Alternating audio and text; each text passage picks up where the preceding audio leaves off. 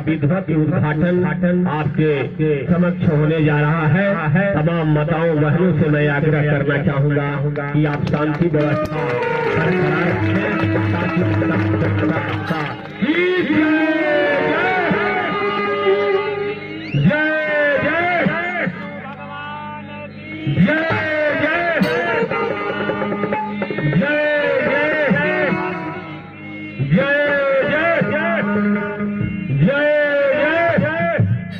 आप लोगों ने देखा उद्घोष के साथ हमारे संस्कृत विभाग के विभागाध्यक्ष जन सहकारी कॉलेज विमलेश मिश्रा जी ने सत्यम शिवम सुंदरम शक्ति ही शांति ही भक्तों की गीत में है, धरती के वासियों की मुक्ति भी प्रीत में है और फूल मालाओं की वारिश करते हुए विधिवत उद्घाटन कार्य संपन्न हुआ।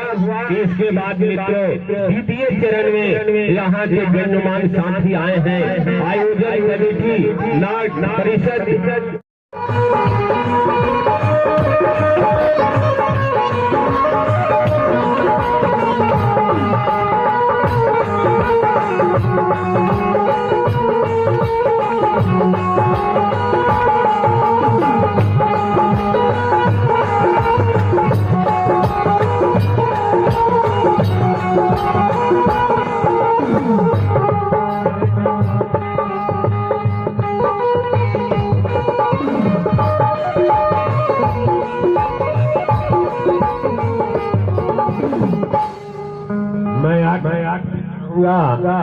कि माननीय सरपंच श्री ललन सिंह जी को संतोष मिश्रा जी माला से सम्मानित करने का काम कर रहे हैं। माननीय ललन सिंह जी सरपंच बाबूगंज पंचायत। और मित्रों इसी के कतार में विमलेश मिश्रा जी संस्कृत विभाग के विभागाध्यक्ष JS कॉलेज बराबर, उनको नीतीश कुमार मिश्रा जी सम्मानित करने का काम करेंगे। विमलेश मिश्रा जी को सम्मानित करने का काम नीतीश कुमार मिश्र जी करेंगे। तो इसी क्रम के साथ हमारे बीच गण्यमान्य की पंक्तियों में है उपेंद्र मिश्रा जी, उनको सम्मानित करने का काम मनीष कुमार मिश्र जी करेंगे। उपेंद्र कुमार मिश्र जी को मनीष कुमार मिश्रा जी के द्वारा सम्मानित किया गया। अब हमारे बीच में श्रद्धेय पुरुषोत्तम मिश्र जी को सम्मानित माला के साथ करेंगे आनंद मिश्र जी। आनंद मिश्रा जी से आग्रह है कि आगंतुक अतिथियों का आकर आप सम्मानित करने का काम करें। अब मित्रों हमारे बीच हैं दुर्गेश मिश्र जी, उनको माला से सम्मान देने का काम राजमोहन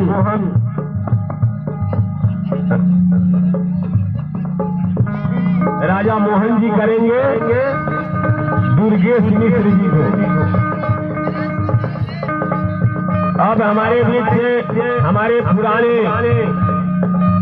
साथी हैं लल्लू जी, जब यहाँ जब कराए थे तो उद्घोषक के रूप में मुझे बुलाने का काम किए थे। तो हमारे परम आदरणीय माननीय बड़े भाई लल्लू सिंह यादव जी उपस्थित हैं, उनको सम्मानित करने का काम सदुमन सिंह संतोष मिश्र जी करेंगे। क्षमा चाहेंगे सूची पर कुछ और लिखा है। अब हमारे बीच संतोष मिश्र जी हैं, उनको सम्मानित करने का काम मनीष कुमार मिश्र जी करेंगे। इसी कड़ी के साथ संतोष मिश्र जी दुर्गेश मिश्र जी सम्मानित करने का काम करेंगे। बहुत सौभाग्य की बात है कि अपने लोग आज सम्मान देने का काम मैं नौजवान साथियों से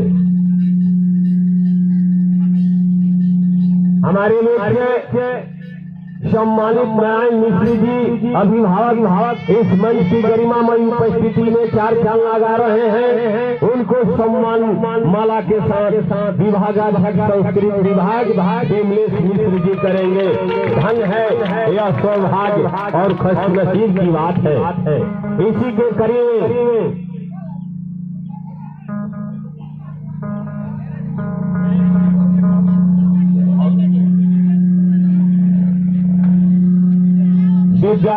विद्यानंद मिश्र जी हमारे बहुत पुराने हारमोनियम वादक हैं।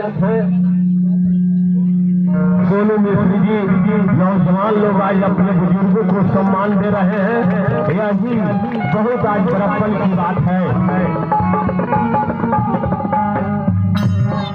और मित्र इसी के साथ जो आज के कार्यक्रम जिनकी अहम भूमिका होती है, साहित्यकार होते हैं, कलाकार होते हैं और इतिहासकार होते हैं, समाज के युगद्रष्टा और युगद्रष्टा होते हैं। उनकी वाणी से, उनकी साहित्य से, उनकी गीत और संगीत से समाज में आमूल परिवर्तन लाया जाता है। सुधारक का इन्हीं का है। उनको सम्मानित करने का काम आलोक मिश्रा जी, ये भी बहुत उन्होंने अच्छे हारमोनियम वादक और संगीत के एक अच्छे क्लाइमेक्स पर पहुंचने वाले यहाँ के नौजवान हैं। शंभू समरिया जी नाल वादक जो लभवानी से चलकर आए हैं, उनको गुलशन जी सम्मानित करने का काम करेंगे। बहुत बधाई। कलाकार समाज के नव निर्माण के काम करते हैं। इसी कड़ी में हमारे बीच रवि शर्मा जी हैं, पैड वादक। उनको राजा राम जी माला देकर उन्हें सम्मानित करने का काम करेंगे। रवि शर्मा जी पैड वादक हैं, राजा राम जी। अनिल सिंह जी उनको सम्मानित करने का काम करेंगे। माननीय भाई अनिल सिंह जी। शर्मा जी हमारे पड़ोस के ही गांव के रहने वाले हैं। इनके पिताजी हमारे अजीज मित्र हैं। आज इनसे मुझे मुखातिब होने का मौका मिला। इसी के करीब उमेश यादव जी जो नाल वादक हैं, उनको संटू पंडित जी सम्मानित करने का काम करेंगे। उमेश यादव जी जो झाल वादक हैं। झाल वादक के वाद्य में छोटा सा यंत्र होता है, लेकिन उसकी अहम भूमिका होती है संगीत और सुरीत को जमाने में। और मित्रों मैं बोले है और हमें भी सौभाग्य है।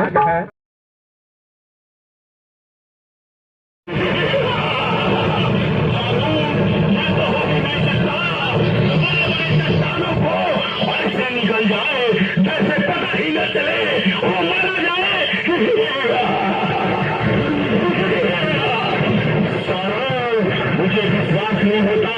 तुम सच बताओ, क्या आगासुर मारा गया? हाँ महाराज, आगासुर तो मारा गया, लेकिन अभी हम सभी के पास बाकासुर है। बाकासुर को बनाओ, जाओ किसी को मार डालो। जानते हो मेरा लाखों में मुझे मार नहीं सकता। मैं अमर हूँ, को मार डालो। जाओ बाकासुर को जितना जल्द हो सके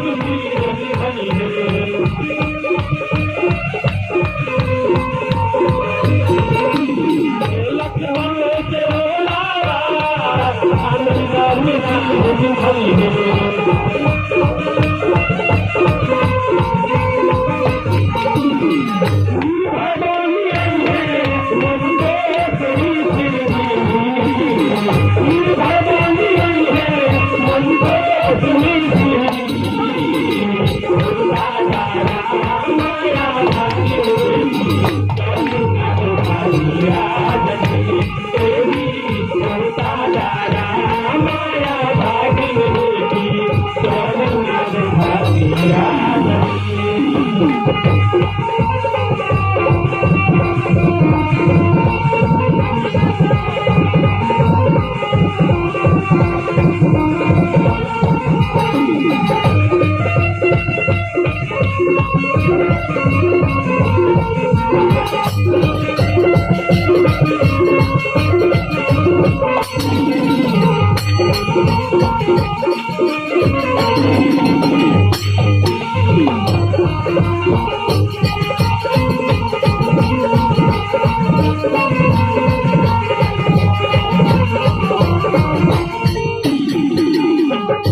धारी नारायण बन के राज मोहन राज रही है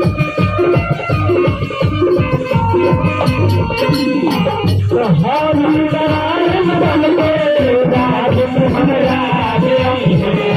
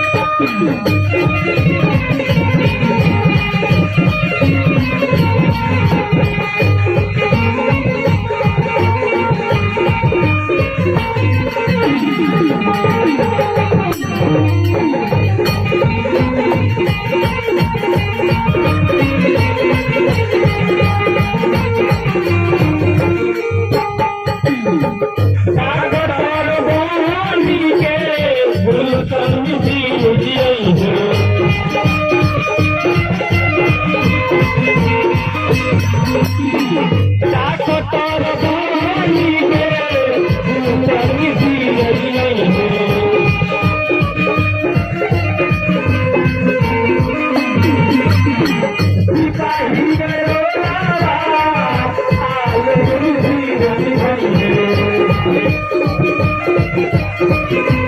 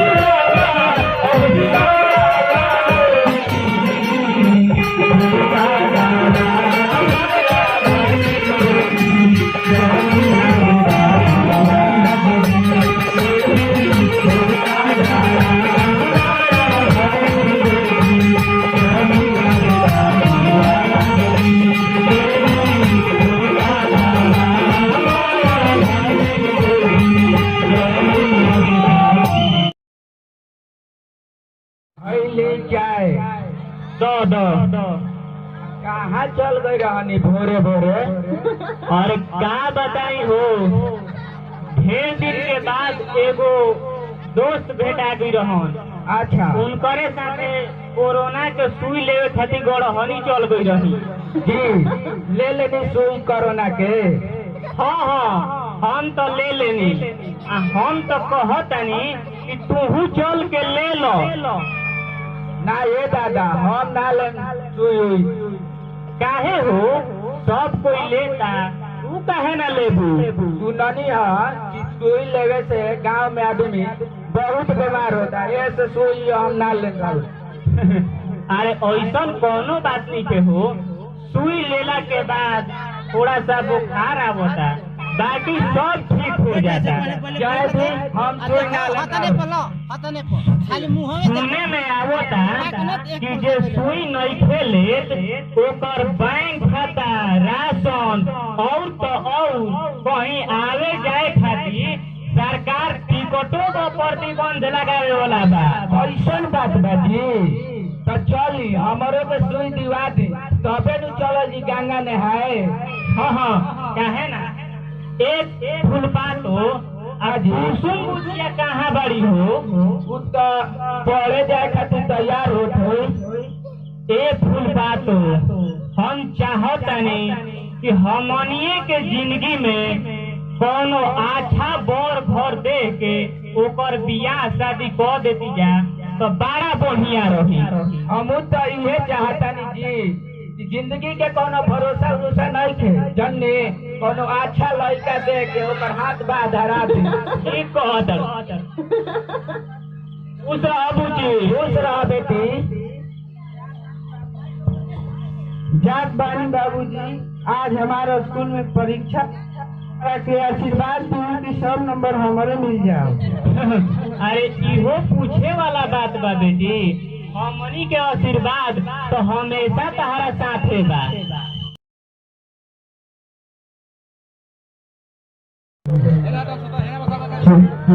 ऐसे मन नहीं लगा जो कहीं कॉलेज में घूमे और चला साल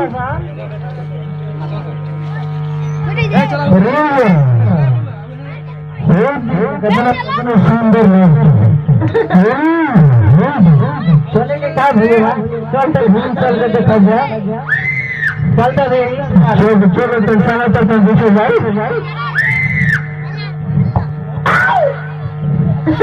कहा हो पढ़ेगा तुम्हारू कहा शादी? सहारा घर में माई बहन नइखे का जाओ करे पहुँचाव। माई बहन तो भले ही बाड़ी, लेकिन ताई सुंदर मेहरारू नहीं की चप्पल देखा था घर पे नहीं ज्यादा बोला तो चल तो तो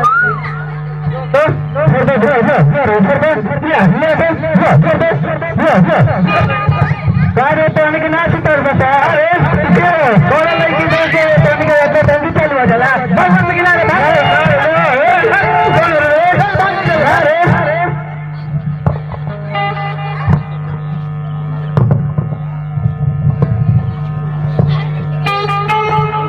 भाई आज सही समय पर आई तो जाने का हो जाए। हमारे रहते हुए तारे कुछ भी ना हो कुछ अगर तारे के हमारे तारे में सांस बसेला, अगर तारे कुछ हो जाए हम जियम ना कुछ। तू का सोचल हम तारा बिना जी ले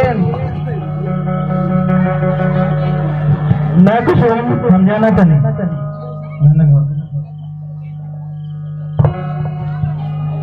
हम प्यार कर लगे हम तार से बहुत प्यार कर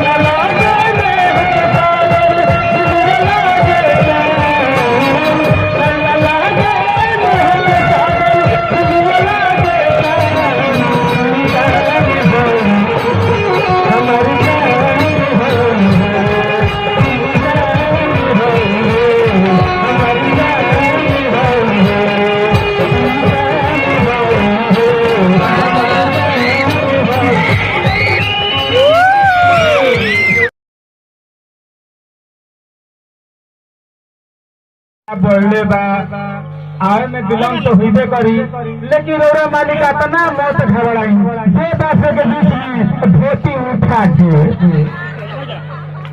अरे तो पिछले साल रोड बन रहे, अब गई कौन दिक्कत बढ़ और तो हर गाड़ी 10 गाड़ी चलता है, रोड खराबे में हुई। रोड खराब होने के चलते गाड़ी सोलह में चलबे करी, ये बासे के बीच में धोती उठा के। ठीक बात नहीं, आगे बढ़ के देखी कहने आवो तो भैया।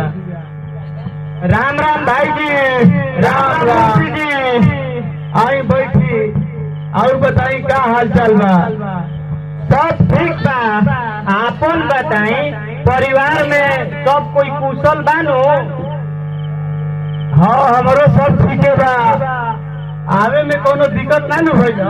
ना ना कोनो दिक्कत ना भइल। सुनत पारू हो बबुआ के माई, अरे ले आव कुछ नाश्ता पानी कराव। अकेले ही आ गई है? जी जी क्या करब, खेती बाड़ी के समय बा, सब लोग सोहनी में व्यस्त बा, ए चलते हमारा अकेला ही आवे के पड़ गइल था।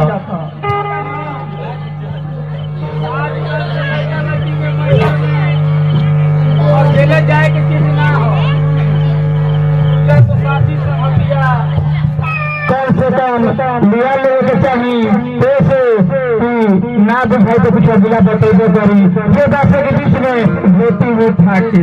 जी जी मुंशी जी, रौरा सही बात को होतनी, लेकिन इहो जरूरी बानू कइल।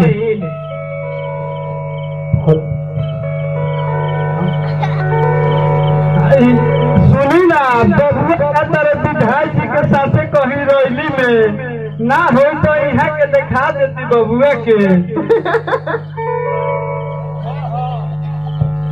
एमे कोनो दिक्कत नहीं है नु? ना ना दिक्कत क्या बा?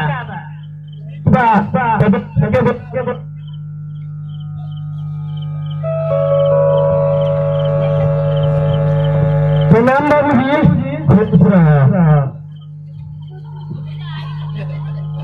देखिए ये बार हमार लड़का कुछ पूछे के बाद तो पूछ ली। ना ना पूछे के का बा, सब ठीक बा। तो ठीक बा बाबू जी, हम चलत तनी हमार रैली बा विधायक जी के साथे को हन, वो इंतजार में हुई हन हमार। ठीक बा, सुनो तनी लड़का अच्छा से फनी है नु?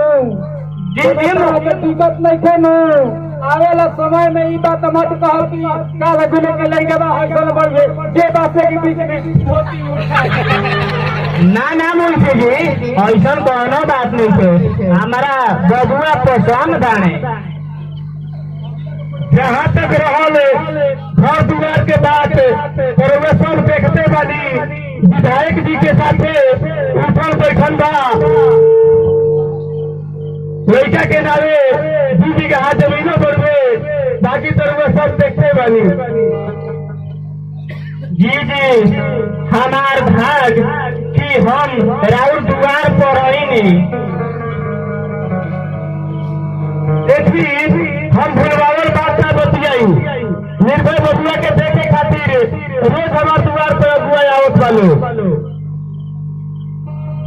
आई है ना एक बीता दुआर के माटी खाल हो गई अगुआ के आने जैसे। अरे का करब, जहाँ आम रहेला ओइजा झटहेरा पड़बे न करेला।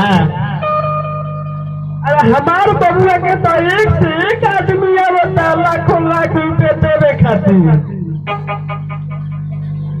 जी जी ठीक कहतनी, लेकिन रउरा सदे के मांग का बा? 2 लाख नगद आ एगो गाड़ी।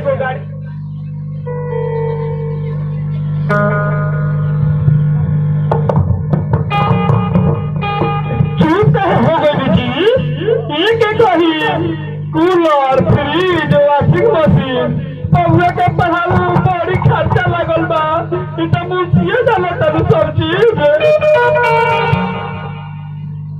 देखी आता ना तो हम ना दे पाए।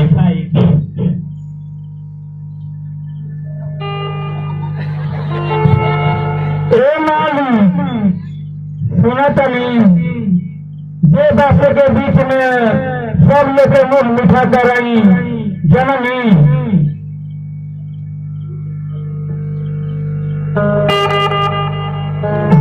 सब लेके मुंह मीठा कराई दिन में से मुझ बाहरी निकलता जननी ई मौका बार बार न आई रोटी उठा के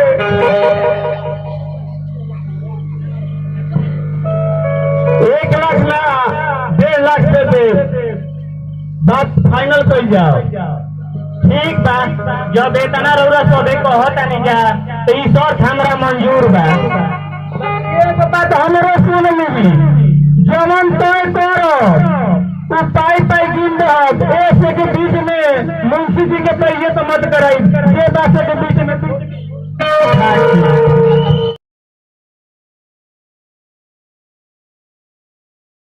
देर पहले गाड़ी आवे रोज तो एक ही भेंट होता है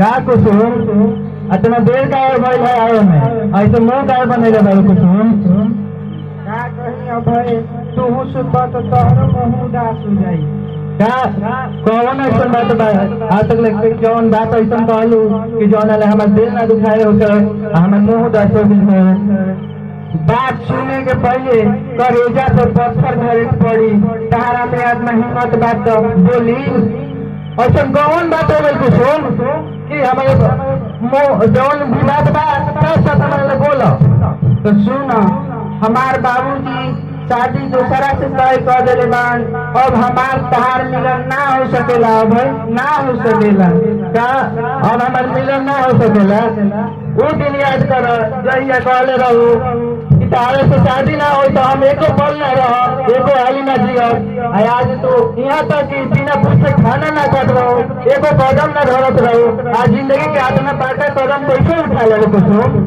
हम अपन घर परिवार से लाचार बन गए बताओ एक बार हमारे बारे में ना सोचलू कि हम कैसे रह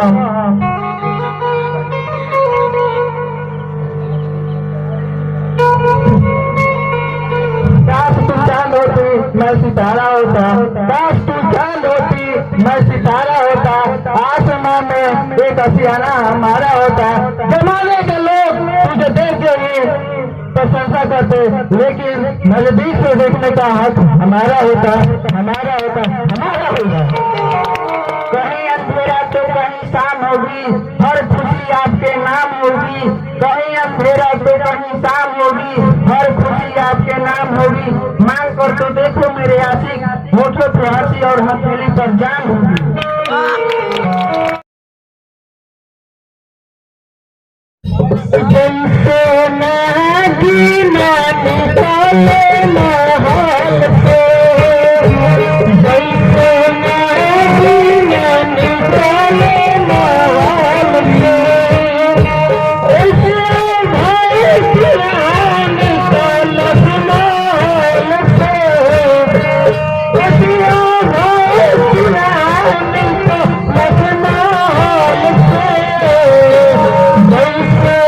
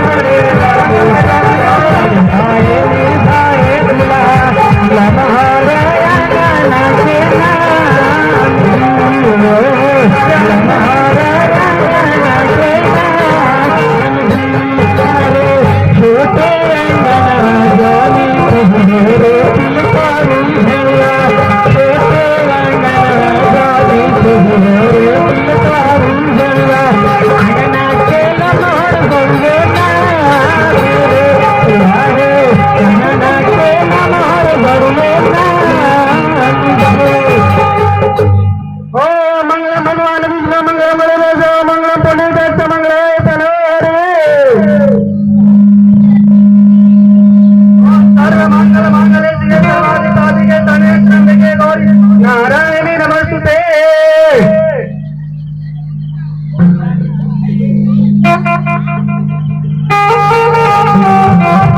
ओम चंद्रमा मन को जाता तो अजायत सोता जो आयता प्रणय सुमुखादम निरजायत।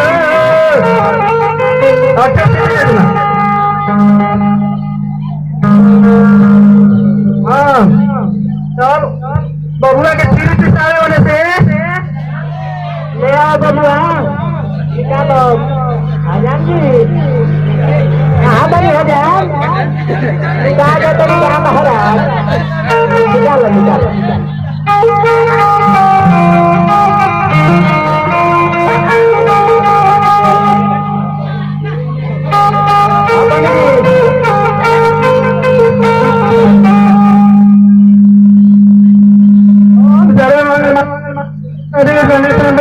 नारायणी नमस्ते।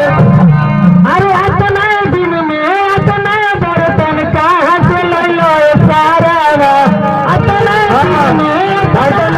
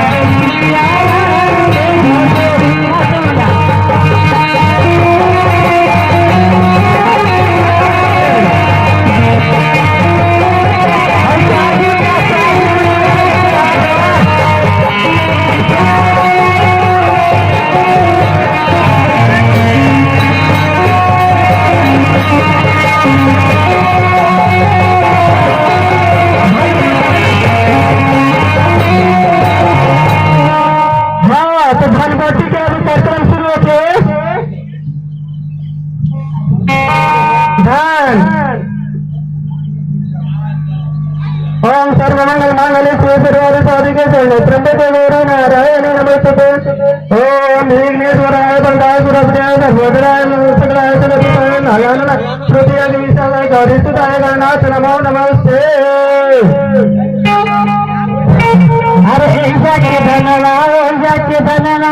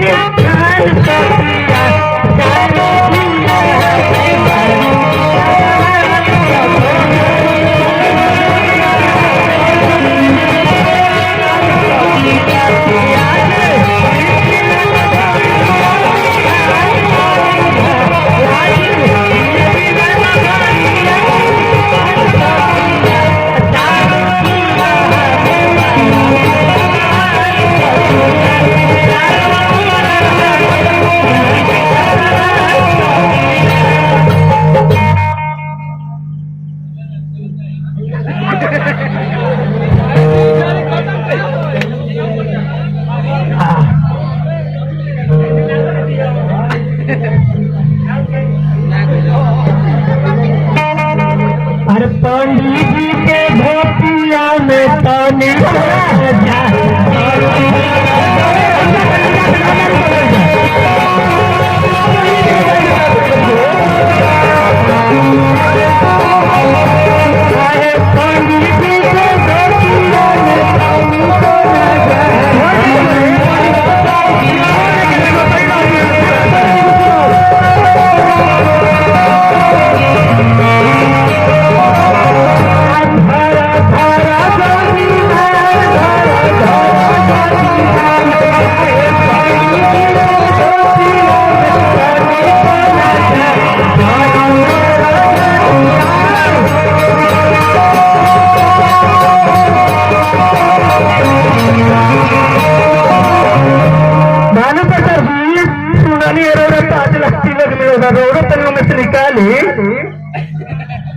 बाबा पंडित जी तो गड़िए मिलेगी बाबू जी हो हम बियाह न करब हो बताओ हम 85 नंबर बंदी पहले 100 नंबर पे बताल जाए वो तन के हम बियाह घूम गली में बाबू कर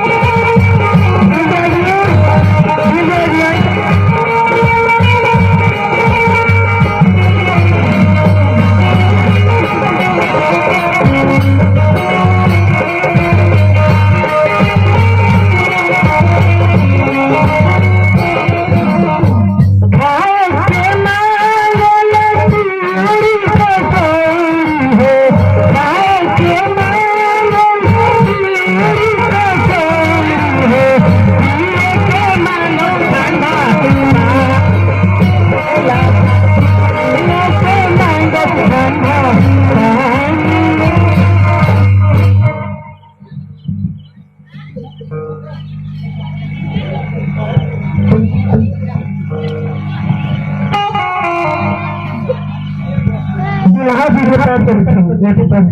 बोली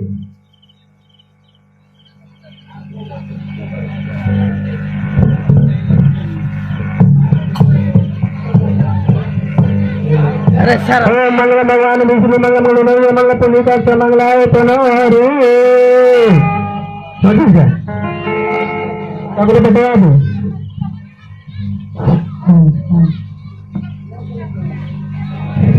ओम केशवाय नमः ओम माधवाय नमः ओम नारायणाय नमः ओम गोविंदाय नमः ओम ऋषिकेशाय नमः ओम केशवाय नमः ओम माधवाय नमः ओम नारायणाय नमः ओम गोविंदाय नमः ओम ऋषिकेशाय नमः ओम सतिना इंद्र सर्वा सतिना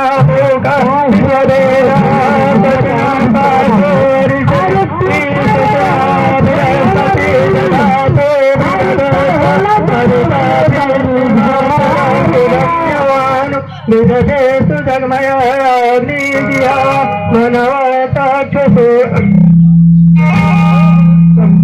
अरे काहे लागिए अरे खरे अरे काहे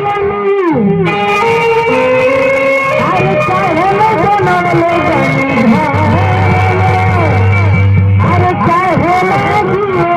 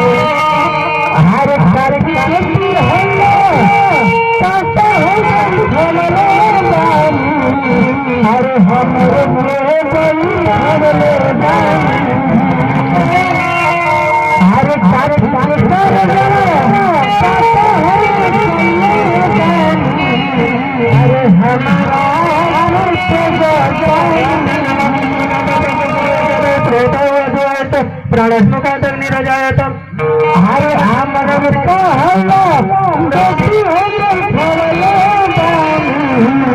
हरे ते हरे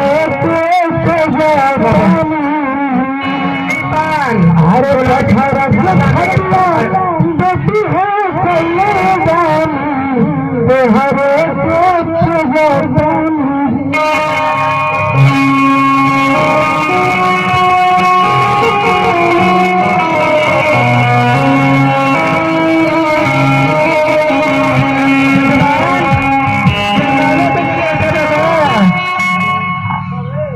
जयमाल जयमाल हाँ हाँ तय जयमाली के व्यवस्था बा बबुनी के बुलाओ जाओ लवनिया बबुनी के बुलाओ बबुनी के बुलाओ बाबू जी गीत गवानी के 51 रुपए के 5 नोट कम दे दो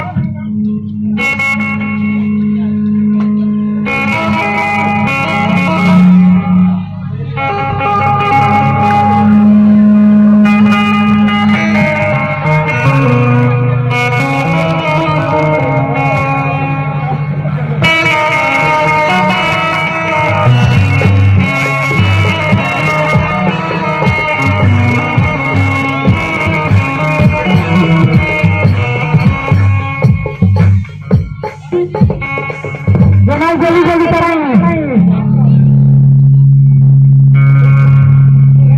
चलेगा हाँ हाँ मुझे पता जाता गधे के बहनी लगी सका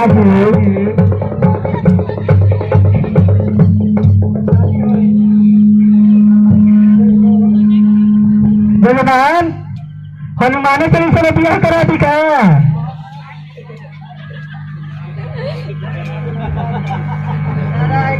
कोई तो प्यार करी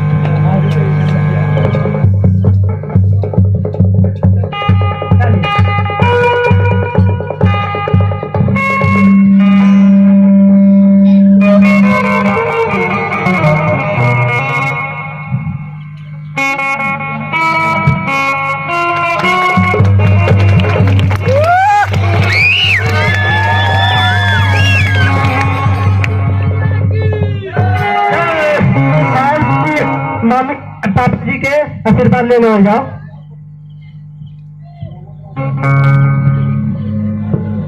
विद्यमान जल्दी जल्दी काम के आगे बढ़ाओ जाओ। मुहूर्त बहुत कम आज की है, ना तो तुरंत भागर आ गई हो तो सब पहले गड़बड़ आ जाएगी। पहले की काम आगे बढ़ावे के बाद जारी रखी।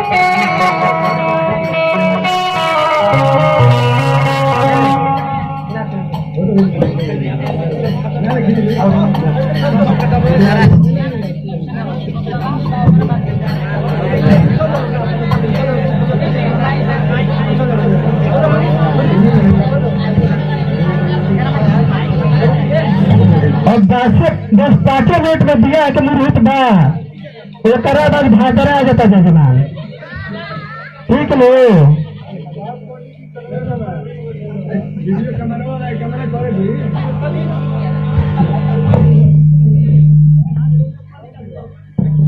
हेलो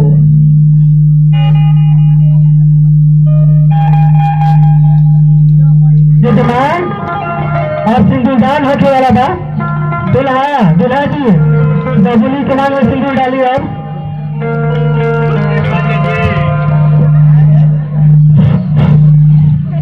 हेड के पैसा बाकी बा उना मिली सबने सिंदूर ना डलाई हम अपन मुखिया के शादी करे खातिर खाली हाथ नहीं एकदम दीजिए हम 50,000 रुपया और बाकी तो हेड के रकम खातिर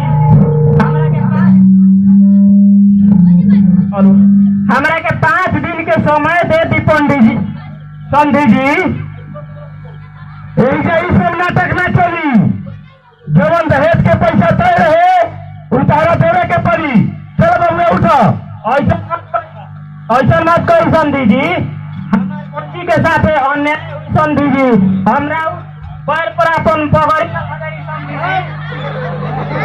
जैसे ड्रामा मत करो जब तक पाई हमरा के ना देबो तब सिंदूर ना डलाई हरु प्रताप जी का होत बा विधायक जी देखी दहेज के जवन पैसा बाकी बा ई कहत रहे कि हम ना दे ना विधायक जी हम ही नहीं की कहले हम कहले बानी कि दहेज के बाकी रकम खातिर हमरा के 5 दिन के समय दे दी हमरा पाई रकम चुका दे घर पर गई घर में तेल लेके खोल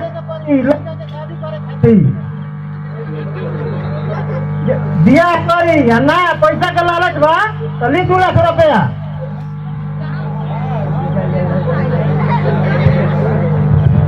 ना विधायक जी ये हमारा आत्मा गवाही नहीं के दे कि हम रउआ से पैसा लीनी जब रउआ विश्वास पर शादी करे के कहत बानी हम शादी करे पर तैयार बानी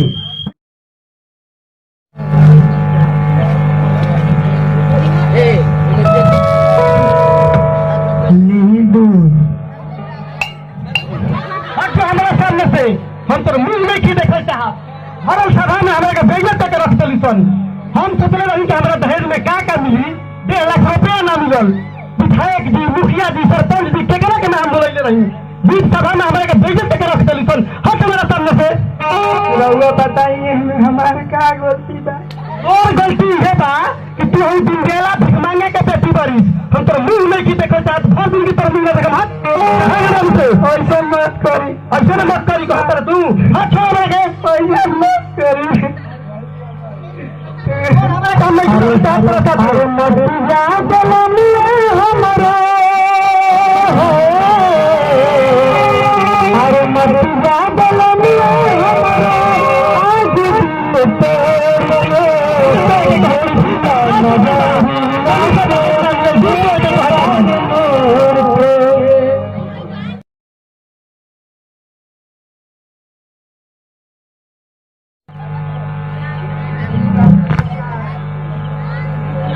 आज से हम कई बार मना कैले बनी कि जब हम सवेरे कहीं जात होगी तो अपन मनहूस चेहरा मत दिखाओ भाग जैसे भाग नहीं मानी चाय बोरिया में चाह दे मुंह ना देखल है अपन अरे हटावा तो हाथ से चाय पिए से अच्छा था कि नली के पानी पी ली अरे चाय पियो तो छोड़ तो मनहूस चेहरा देखल पापा रे कल मुही हमर बउआ के करम फूट गई कि तेरा सर्कल में ऐसा शादी हो गई अरे माई कल मुही भी साथे मन घूस दिया एक चेहरा तो खता पे बा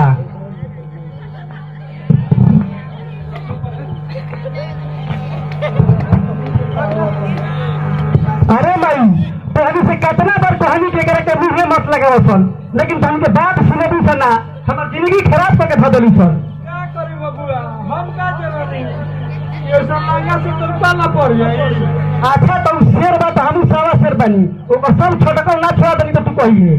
रुक बबुआ, काले का बाप के बोला के हम पूरा हिसाब किताब पूरा कर देता हूं। अरे एगो तो हम नहीं देखल चाहत, उ सभा पीछे हमार कोनो इज्जत नहीं रखले नहीं, ओकरा के कबो घरे आवे मत दीहे। अरे माई हमर मन तो करत बने कि कल मूवी के मुंह पे करी खेत पे दियो। ठीक कहता रे बुचिया, एकरा के कोनो उपाय करही के पड़ी। जो जाके खा बना मुंह के देखो तारे। अरे माई जब तक कल मूवी 4 बजे ना शुरू तब तक नहीं चल रही जैसे जा तानी माजी खाना बनावे। जल्दी जो खाना बनावे। ए माई एकरा हाथ के बनावल हम खाना ना खाई, कौन ठीक भाई जहर मिला के दे दी तब जा दे बबुआ, तोर खाना बुचिए बना दी। तो ठीक है भाई, आज हमारे विधायक जी के साथ रही बा, तनी कपड़ा उपड़ा बदल के जाई, ऐसा तनी बढ़िया स्वागत कर, अपन 1 पैसा दहेज निकसन देले। ठीक बा बबुआ तू जा, माई हम जात बनी। बुचिया चल तनी देखते घर में क्या करत है, खाना बनाते के बैठल दिया कल मूवी। ए भाई चल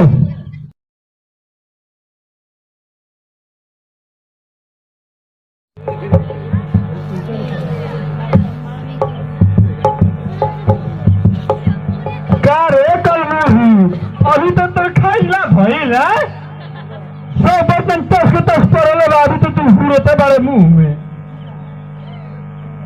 तो माई रे 100 बर्तन जोश के टस पड़ल बा, अभी नहीं कल मूवी साफ नहीं थे कही दे। ए माजी तोर माई की बाबू रही हम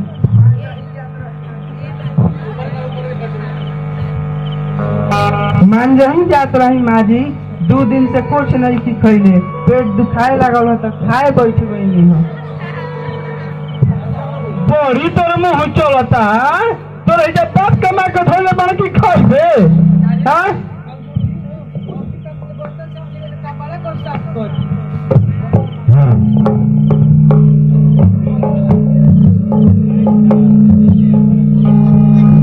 कपड़ा साफ करके बर्तन मांज दे पूजा बुझी। अरे कल मूवी अपन गाता दुकान से हम काम मत लो, तू तो फिल्म का फोटो साफ कर इहो बर्तन साफ कर दीजिए। तो बाबू इनके मालिक को बैठे को भी ऐसा है तो बजी मैं चुरा के बैठे वो भी तो ना दिखा रहा हूँ।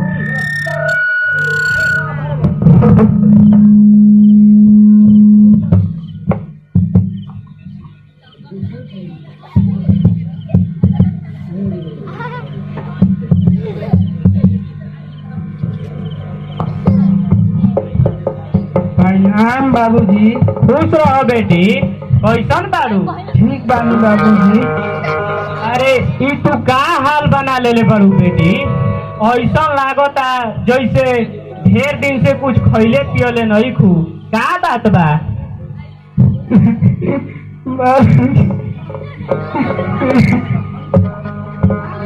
वाह वाह, देखत बारू लगता तो सीता राजा जनक जी के मिलन, आज तुलसीदास जिंदा रहते नु तो दूसरे रामायण लिख देते। तभी राजा जनक जी से पूछ ली कि बेटिया से खाली हाथ से मिले खातिर नहीं खनुआ गईल। ना ना संधू जी, हम खाली हाथ नहीं खियाई, हमारा पता बा कि दहेज के रकम चुकावे खातिर आज आखिरी दिन बा, यही चलते हम और 50,000 रुपया लेके आइल बनी।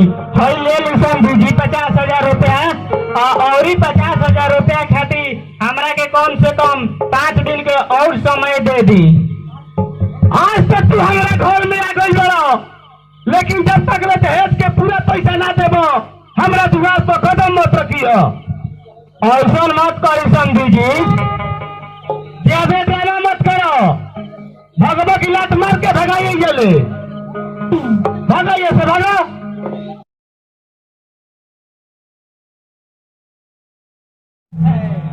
कंपाउंडर चलो पानी पे आओ, तो पानी निकालो। जी डॉक्टर साहब।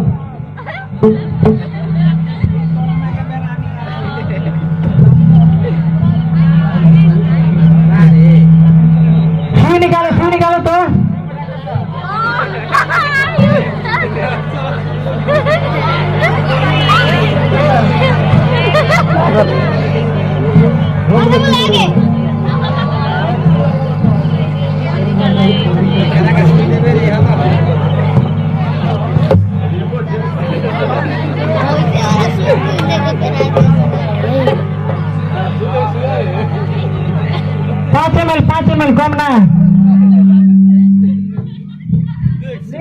साहब।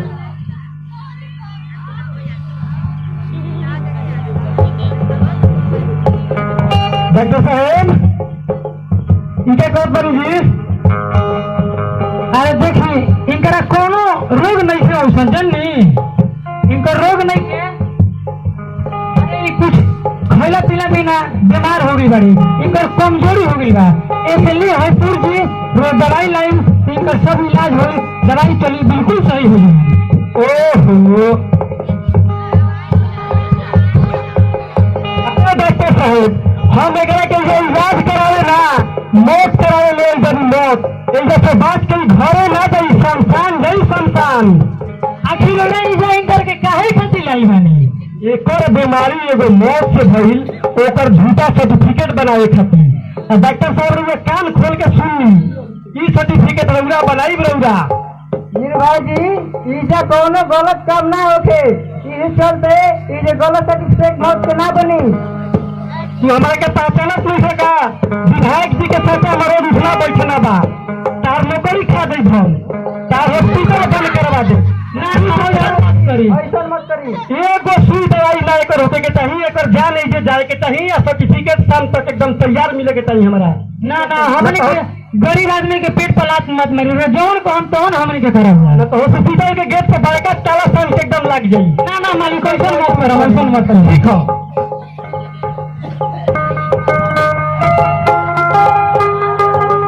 कंपाउंडर तरियाला मशीन निकालो तो वाला मशीन जी डॉक्टर साहब।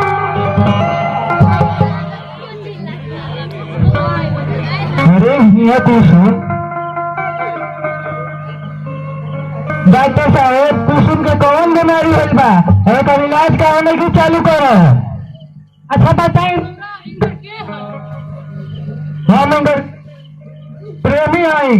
अच्छा सुनी इनकर कोनो ऐसा बीमारी नहीं भइल, अरे इनकर खैला पीला बिना कमजोरी हो गई बा, दवाई चली सही ठीक हो जाए। तो दवाई अगर चालू करो नहीं की करो, देखी हम गो पाते से हम मजबूर बानी वो लोग से, इनकर सास ससुर पति देव से मजबूर बानी, इनकर लोग एक बहुत बड़ा घराना हो, विधायक जी से लाट बढ़ुए, हमने के दोनों आदमी के हम दिले मारे कि तू इलाज कर रहे तो चार हम के रोजी रोटी मार ले, हमारा के माफ करी, हम ना इलाज करब रहे। ए डॉक्टर चुप कर इलाज कर, ना तो एक गोली में ऊपर पहुंच जाए। ये कंपाउंडर तो हमको से 20 लागत हो जी डॉक्टर साहब, लेकिन मालिक हमारे के माफ करी ना, हम ना करब। ठीक बा, एक दवाई करो चुप कर तू ना। ठीक ठीक ठीक हम दवाई करब तनी, दवाई ली डॉक्टर साहब, दवाई दे दो। हल्ला लाओ पीछे मशीन ना पी दी कि चलिए जा।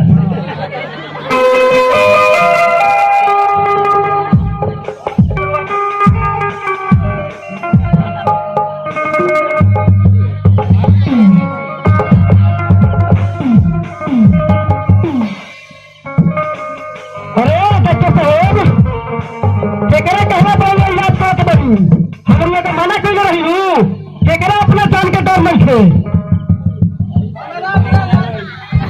हमारा अपना जान के डर नहीं थे। बोल का कौन लेबे, हमारा घर के मामला में बोले ना तू क्या है, ये तेरा घर का मामला नहीं था, ये पूरा समाज का मामला बा, ये पूरा देश का मामला बा। हमारा घर का पंचायत पर क्या फल नहीं थे? हाँ फरियाद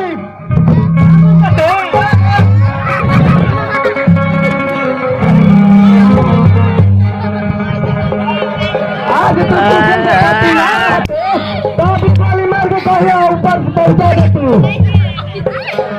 हमारे पति पर हाथ उठावला, तभी मत कैसे भाई हमारे पति के हाथ लगावे के।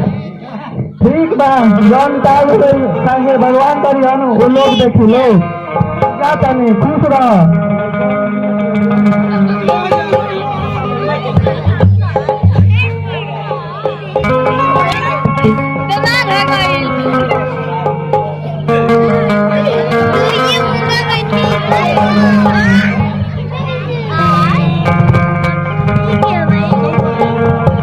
अरे हम लोग खबर भी ना यहाँ पर लड़ाई झगड़ा हो रहा है ना सिपाही जी, ऐसा नहीं कुछ नहीं थे भाई, हॉस्पिटल से कॉल आया था और तुम लोग बोल रहे कि यहाँ पर कुछ नहीं हुआ है। डॉक्टर साहब क्या फोन कर रहे जी? ना हमारे पास ना धमकी में तो हम हिम्मत है कि फोन करेंगे, हम नहीं कोई कंपाउंडर तू कोई बड़ा क्या हो ना डॉक्टर साहब हम फोन नहीं करिए फोन मत करिए भलाई करके रोजी रोटी मारा जाए डॉक्टर साहब आप किसी के दबाव में तो नहीं है ना ना ना हम किसी के दबाव में नहीं डॉक्टर साहब इलाज पर ध्यान दी पहले इलाज पर ध्यान दी कंपाउंडर जोन निकाल तो जोन और डॉक्टर तू सच बता यहाँ पर क्या हो रहा है देखी सिपाही लोग पूछते हैं तो लाचार होकर हम कहते नहीं हमारे के बच्चा तो 2 गो लागल बस जानते नहीं बंदूक खाली घिरावते बात मरीज लोग हमें 2 कंपाउंडर को मार दिए सेक्रेटरी कंपाउंडर बंदे बा हमने को जान ले बचा नहीं रहे जन नहीं साफ साफ चुप चुप कहते हैं बताई मत जन नहीं क्या बात बा लाइट तुम्हारा तो हॉस्पिटल में लेकिन इलाज कराओ तो देखो सर नहीं तो बाबा तो कहते कि इलाज करो आएगा तो कहते कि इलाज मत करो हमारे माथे घूम गई हम करी से क्या करें अच्छा ये दहेज का मामला है अभी दरोगा जी को बुला रहे हैं पहली डॉक्टर साहब जोन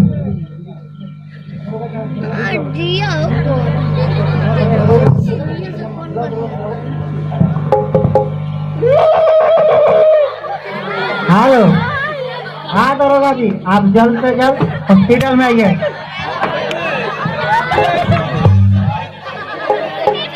क्या चीज का मामला है क्या सब फोन लगा कर रखे तुम लोग दहेज का मामला है सिपाही दरोगा जी अच्छा ये दहेज का मामला है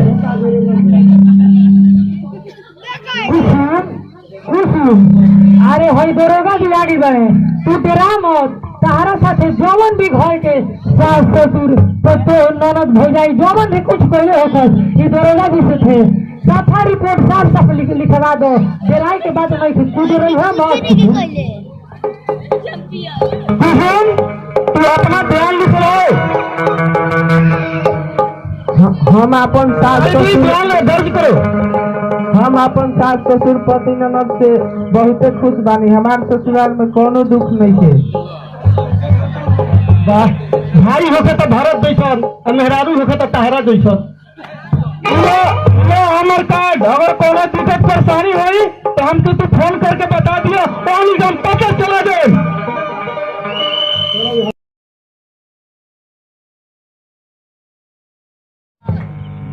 कौन यार से बतियाता है कौन यार से बतियाता है बताओ हमारा नईखे पता माजी की फोन के कोई लसा अरे नहीं कोई मूवी ऐसे ना बताई एक मन भर में पियारे के पड़ी ठीक कहता है बेटी तनी एकरा के कुछ उपाय करही के पड़ी नहीं तू जाके कोची ले आ एक बार काट के सुहागन से विधवा बनाई लिया कोची और हम भी लेके आवे तनी ऐसा मत करी ऐसा करे ऐसा रुक हाँ ले आ ले मत कर आज तेरे बाल करके ऐसा बना दे कि तू देखे लगे ना रह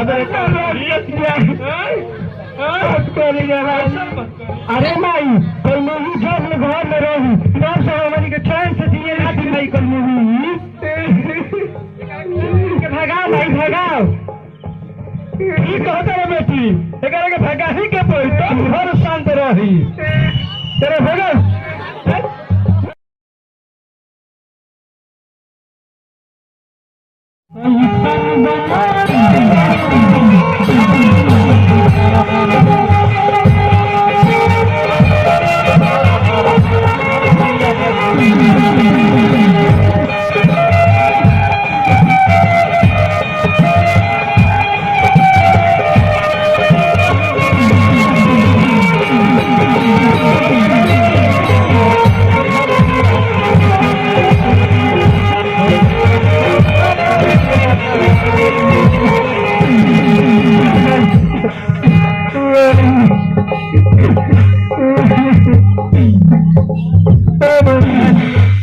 अब हम आज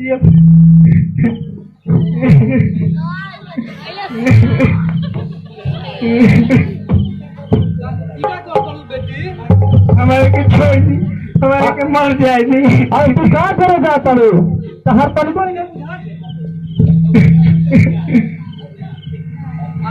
पर के बेटी हमारे के छोड़ दिया हमारे के मर जाएगी मर तरह की आखिर तारे से क्या बात हो रही तू हई मारे पर मजबूर हो गइलू। हमार जिंदगी नरक हो गइल, हम जिहल नहीं चाहम। काहे बेटी आखिर तार से का हो गई? अरे बेटी तारा बुझात नहीं के आपन जान निहल पाप आ साथे साथे कानून अपराध भी हो, आपन जान ना देवे के बेटी। आखिर तू कहे ऐसा कदम उठाए पे मजबूर बाई बेटी? आखिर एकरा खातिर कानून में सजा भी बनावल गई बा। अरे बेटी जान देहल पाप है बेटी। से बड़ सजा का हुई? हमार बाल काट के घर से निकाल दे लोग, हमार बाबूजी के लाश मार के घर से भगा दे लोग। ऐसे बड़ सजा का हुई? हम ना जिया। अरे बेटी आखिर तू सब बताओ चाहे तू केकर बेटी हो? का नाम हो? हमार नाम कुसुम, हम दीनदयाल की बेटी है। अरे बेटी तू दीनदयाल की बेटी हो? अरे तू तो हमारे बचपन के संगतिया रहन, एक साथ पढ़ले लिखले रहेगा। अरे बेटी चिंता मत करो।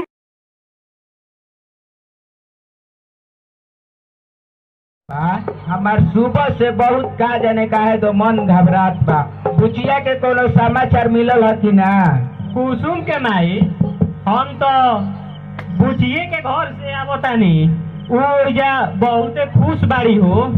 का कही ओकरा के देखला बहुत दिन हो गई बा, नजर से आँख बहुत तरसत बा। का कही ओकरा के लिया के आ जैती तो सही रही। वो जा बड़ा खुश रही, यही चलते हम ओकरा के आवे खातिर ज्यादा जोर ना देनी हो। छोड़ो ई सब बात, हमारा खेते गइला ढेर दिन हो गइल बा, तनी खाना ले आवो, कुछ खा पी के खेते जाई। ठीक बा ले आवतानी जा।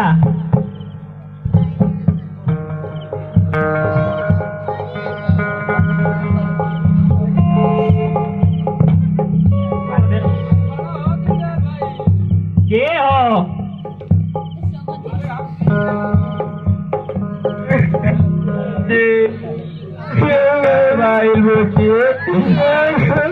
रउआ तो कहत रहनी कि हमार बुचिया बहुत खुश बिया, अच्छा से बिया, ई फिर कैसे भइल? अरे ना जाने भगवान हमार बेटी के ऊपर भी कैसे संकट गिरा देलन। चल अरे दीनदयाल भाई, अरे कपार से हाथ मत दर दीनदयाल भाई। अरे एक पर रही के सब कोई तो बा, आज तारा पता कल हमारा का ना घबरा के चाहे दीनदयाल भाई, तनी हिम्मत से काम लो। का कोई दीनदयाल भाई? हरि नारायण भाई तू तो देखबे कइलो हमार बच्ची कौन परिस्थिति में। अरे का करो बा, हमारे के भेटा लिया नाम धैलो तो सही, हमारे एकदम कह मत। अरे हमारे सब का सुनई के बुढ़ारी में आना तो उनका तो मुंह गापी करती गए रहता ना तो हम और जाने और कहता। अरे दीनदयाल भाई देखो हिम्मत से काम लो। का कहीं हरि नारायण भाई, लेकिन ऐसा परिस्थिति में अपन बेटी के देख के हमारा तो हिम्मते टूट गइल बा। ना तने हिम्मत से काम लो दीनदयाल भाई, हिम्मत से काम लो। भगवान सब ठीक रखी है, भगवान पे भरोसा रखो।